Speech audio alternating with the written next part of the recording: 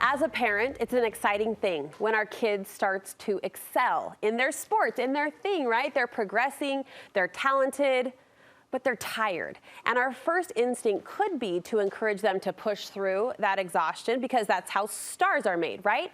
Well, my next guest says not attending to their burnout can lead to serious attacks on self-worth and self-identity. Psychologist Dr. Golightly joining me with solutions for when your kid is talented but burned out. Good to see you, Tom. Thanks. I'm glad we're taking this on too. I had a very minor, mild, don't even want to mention it really, experience with this when it came to the end of the dance year, and we're leading into summer, and I had a 6-year-old say, basically that, I'm tired, and we know when an athlete is committed, there's a lot required, and you say studies show that as athletes get older and lean into their craft or their sport, they're doing more structured sports than ever before. And what's really difficult about that is they're not little adults, like they're children still, right? And we kind of put it on them and think, well, they can manage this. But when we do something like introduce them to a dance troupe or a club sport or something like that, we're putting them in a workplace. And sometimes it's starting to approach 40 hours a week, and there's inter-office politics and all those things that we don't like to kind of deal with and cope with. We're exposing them to those things. And children know the investment that your family is making. They know the amount of time, the amount of money, and they want to provide that return. And that pressure that they feel to return on that investment is leading to more burnout, and it's leading to people kind of quitting sport. If we don't pay attention to this, it can lead to early cessation, which what we find is people aren't switching sports or activities, they're just living a sedentary lifestyle after that. So we really want to respond to the burnout when we see it coming. I actually think how you described it was quite fascinating. So it's not just the amount of time on the court or the field, they're picking up on the in-between adult emotions and kind of the interpersonal, right, activity that's happening, the intangibles. They're picking up on that. The parent drama, the coach drama, the so-and-so's dad or mom went and talked to so-and-so coach, and now they're playing more than me. All of that is stuff that they're picking up on from a pretty early age and really continues through to varsity sport. Even the emotional effects of, as you described it, the investment. Like my family's putting a lot into that. That's a ton to put on a kid's shoulders, Well, and they're owning it. Like they're taking it on themselves. I don't think parents are intentionally doing that. Right. But the passive communication as well. If we're going to spend all this time doing this, then I better show up. What are some signs? We always ask this, but when we look at physical burnout or an athlete getting too tired and slipping into some of the negative consequences you described, what are some signs we can watch for? Well, there's two real areas that we want to pay attention to. The physical things that we're going to be able to see. You're going to see their performance really drop pretty rapidly. And commensurate to that is they're not going to recover. Like they're going to show up to practice after a practice the previous day and say, I feel just like I did at the end of practice. They're going to have some naggy injuries. They're going to say, can I get a brace for? Can I get a brace for? And you're like, okay, your shoulder hurts, your ankle hurts, your hip hurts, your elbow hurts.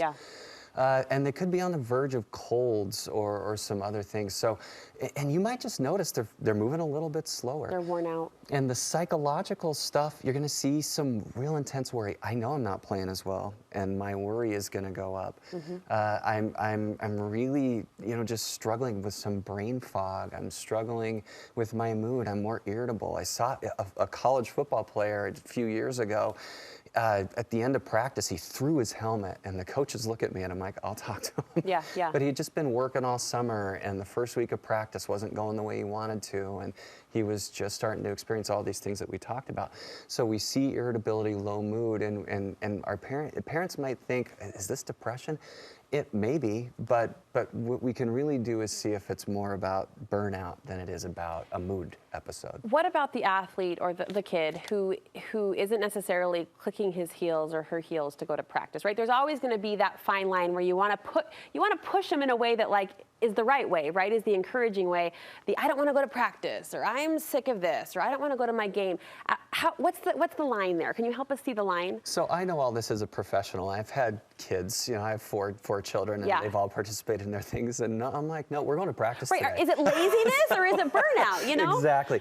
And I think if you see this over the course of a couple of weeks, it's not just a couple of days. Okay. It's like, okay, we've seen this for a few days in a row. That's when we're really starting to pay attention. Like we might be pushing it a little bit. Okay, so look for the duration of time. Exactly. How might we then, in addition to those observations, how might we prevent burnout in our kid? One of the big things is, as you're making decisions about how to participate, development still needs to be way more important than winning at this point. And so, what are the goals? Sit down with your child athlete and say, what are the goals for this summer or this club? What do we want to develop here? The other thing is own the schedule. Don't let the schedule dictate you. What do you mean by that? Schedule the breaks. You might have, okay, here's where our club is doing things, but I see a lot of parents plugging in a camp or plugging in things like, okay, well, we're not with the club, so let's throw in 3 weeks of soccer camp, go to this school, and this school. Yeah. And it's like, well, wait, we need to schedule those breaks. So be proactive in saying, here's where we're going to take a complete break. And then the other thing, and this is one that we've lost a lot, let them play pickup. Just let them go with their friends and enjoy. What we see with intrinsic love of sport. I love that you're pointing this out. Is connection to the sport and autonomy in the sport. And those are two things that often lack when we're trying to get better every day and we're trying to win. Just go play with your friends. Go play. What I remember most with some of my high school teammates is just getting together and playing 3-on-3 tournaments in someone's driveway. It's the buddy play, right? It's the picking up the ball and bouncing it in the driveway, or it's the making up dances with cousins.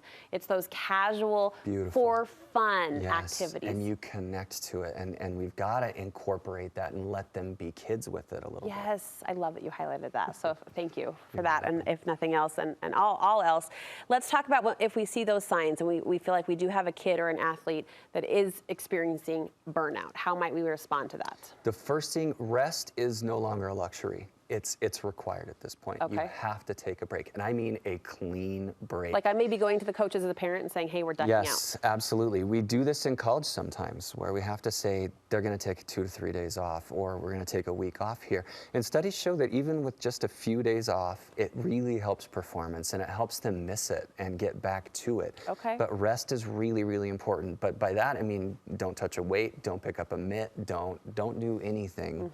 Like really take that break. So it's almost a reset or a reboot. A little bit. The other thing is sleep. Sleep and nutrition are really, really important. What we're finding is we're not getting enough opportunity to sleep, and we're not sleeping as much when we're burned out. So making sure that and adolescents need 8, 9, 10 hours of sleep, really need to go do this. And nutritionally, make sure we're not just cramming in burgers on the way back from practice to the next practice, but we're really getting solid nutrition. And I would recommend consulting with a registered dietitian for that. You recommend trying to help your child develop multiple interests. And this one is, as you know, hard as well, especially if you're getting into those teenage years where they're almost forced to specialize. So how as a parent can we hold our ground and encourage them to seek other loves and hobbies too? Well, if you know they're not going to want to sit down and read a book, have them go on a hike, have them go on a bike ride, have them go out on a trail or fish or something else that's really active, that they're going to be able to connect to, that's using their body still, but is kind of saying, hey, let's do something different. Let's develop a different hobby. I know recently another football player at BYU where I work found golf, and he fell in love. Hey. It's like, well, now you're going into debt, but let's back off of golf just a little bit. But it was like, okay, that's something that I'm really connecting to, moving my body. An outlet. This is super absolutely. helpful, especially going into summer where we can maybe carve out some of those breaks to recharge our athletes and push them in the right way towards success. So thank you, Tom. Thank you so welcome. much.